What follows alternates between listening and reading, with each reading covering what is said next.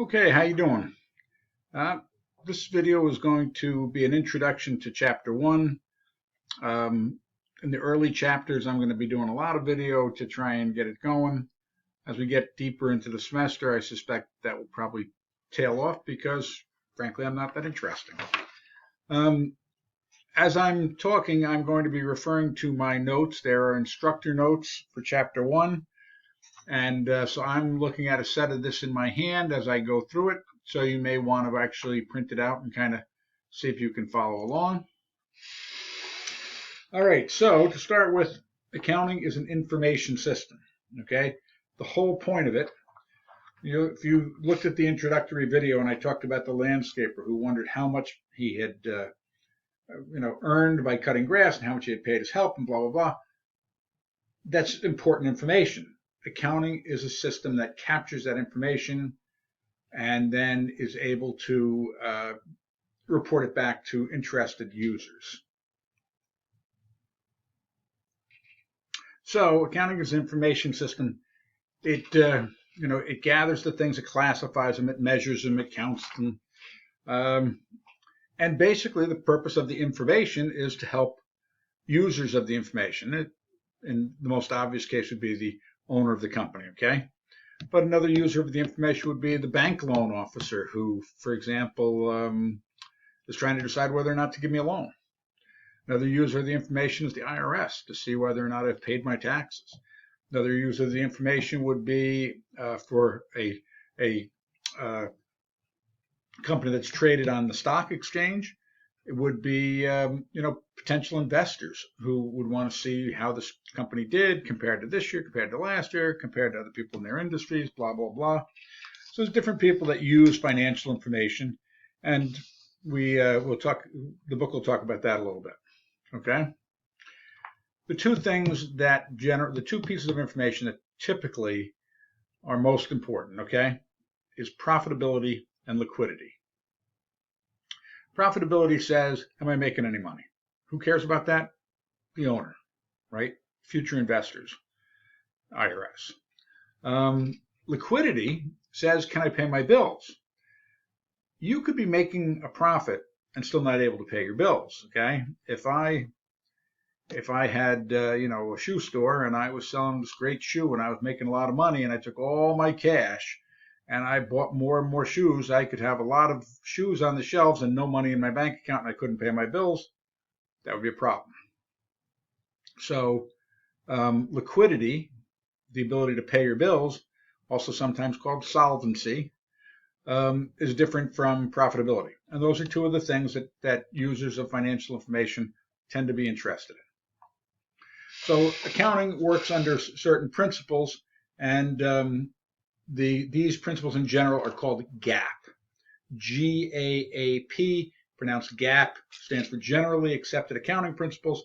And the idea is if everybody kind of follows GAAP, then when you look at the financials for my shoe store and the financials for somebody else's shoe store, we're kind of both playing by the same set of rules so that you as a potential investor can say, this is a good opportunity or this is a better opportunity or whatever.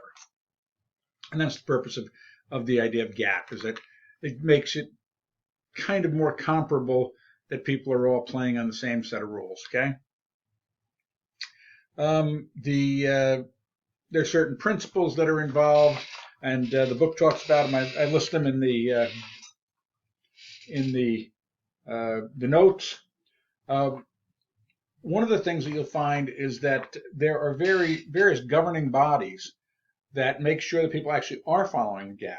For example, if I'm, Microsoft, I want to be able to trade on the New York Stock Exchange. But in order to be able to trade on a publicly traded stock exchange, I have to follow certain rules. And the rules are set up by the Securities and Exchange Commission, the SEC, and they say, you got to follow GAAP. Okay? Let's say I'm not traded on this. I'm Jerry the landscaper. The banker says, you got to follow GAAP. Okay? So you're forced to follow GAAP because if you don't, everybody will recognize that your financial information is suspect and they're not going to be interested in it. the people who make sure that you're actually following GAAP are called certified public accountants. They're certified because they have to go on certain training, and the certification means that they have passed the tests. They're called public accountants because they don't work for an individual company. They're professional corporations unto themselves. Their business is to be an accountant. And also because they kind of serve the public, because they'll come into my company and they'll examine my books and records, and then they'll say, yes, he's following GAAP, or no, he's not. And that kind of transparency is good for the public. So certified public accountant, okay, is the professional people. Now, myself personally, I've always worked for private corporations, so I'm in private accounting, not like a private business of my own, but I'm a corporate accountant rather than a public accountant, okay? The big concept in this chapter is the categories, okay? You know, I have different things that I'm grouping together. So I have a checking account. Everything that has to do with my checking account goes in that bucket. Everything that has to do with people, how much people owe me money, goes in this bucket. Anything that has to do with supplies for my landscape business, like the fertilizer and the, and the grass seed and whatever, is all in another bucket. The money I owe other people is in a different bucket. The revenue the money I've made cutting grass is in another bucket. The money I've paid out to my help is in another bucket. But just a bunch of separate buckets is not enough. Now they're going to be organized into a structure. And the structure is the categories, okay? So there are 3 super categories. First one is assets, second one is liabilities, and the third one is owner's equity. There's an equation that says assets are equal to the liabilities plus owner's equity. Assets is the stuff I have. Liabilities is what I owe. Owner's equity is whatever's left. So it's like, this is what I have, this is what I owe, everything else belongs to the owner. Let's say, for example, I have a house, okay? I have a house, $200,000 house. I owe $150,000 on it. My equity in it is $50,000. The asset is the house. The liability is the mortgage. The equity, the owner's equity, is what's left. Okay? So the assets are the things I have, the resources that I have available to help me with the business. And an asset, by its very nature, hasn't been used yet. So, for example, when I say I'm a landscaper and I've got a bag of fertilizer sitting in the shed waiting to use it, that's an asset because I haven't used it yet. Later on, when I use it on somebody's lawn, it'll be an expense because an expense is something I've already used or consumed. But I haven't talked about expenses yet. So we have assets. That's the stuff I have. We have liabilities. That's the stuff I owe. Then we get owner's equity. Now, the purpose of the business is to make a profit, right? Who gets the profit? The owner gets the profit. Well, how can I tell if I made a profit? Well, I have to keep track of how much I got received for cutting grass and how much I paid my help to do it. So I have revenue is the income to the business for services performed, and expenses are the costs of being able to provide those services. So it's the cost of the gas, it's the cost of the truck, it's the cost of the this, it's the cost of the that. And I see what comes in. If there's a profit, it goes to the owner. If there's an expense, that comes. If there's a loss, it comes out of the owner's pocket. Because revenue and expense, because profit affects the owner, revenue and expense are part of owner's equity. They're under the umbrella. They're kind of a separate category by themselves, but they're a subcategory, okay? So I've got assets, liabilities, and I've got equity.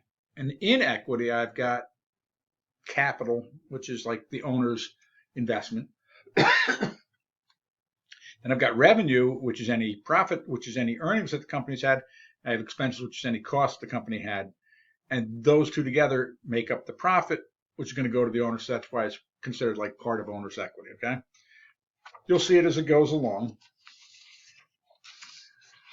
So in any case, when I have a transaction, I would look at it, try and figure out which categories or which buckets it goes into, which accounts, and then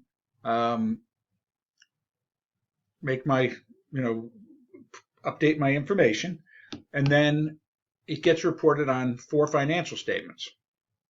First financial statement is an income statement, which tells me if I made a profit. Second financial statement is a statement of owner's equity, which basically says this is how much you had, your value, the value of your shake of the business was before. Did you add any money to the business? Did you take any money out of the business? And then I add my profit or subtract my loss, and I get a new number for my owner's equity in my capital account. And then the third thing that I run is a balance sheet, which says assets equal liabilities plus owner's equity, which is the number I just calculated. And then there's a fourth one called statement of cash flows, which is an entire chapter to itself in the second semester. So enough said. So if you look at the at the handout that I gave you, this is kind of the stuff that we're talking about. The book goes through some sample transactions with a example company called Smart Touch.